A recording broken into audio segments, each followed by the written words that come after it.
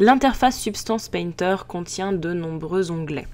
Pour commencer, il y a le Texture Set List qui correspond en fait tout simplement au matériau que tu as posé en amont sous ton logiciel, par exemple Maya, et qui du coup va apparaître ici avec le nom que tu lui as donné. Donc moi je ne l'avais pas changé, c'est pour ça que ça s'appelle Lambert 2.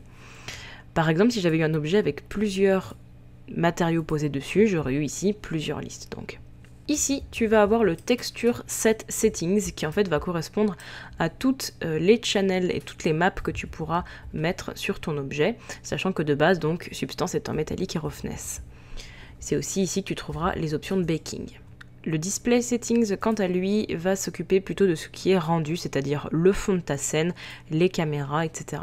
L'onglet Layer, c'est simplement ici que tu vas venir ajouter donc du couche à couche pour mettre des textures les unes sur les autres. Par exemple, si je pose ici un matériau sur mon objet, il va apparaître directement dans les layers et je vais pouvoir les empiler les uns sur les autres dans les layers.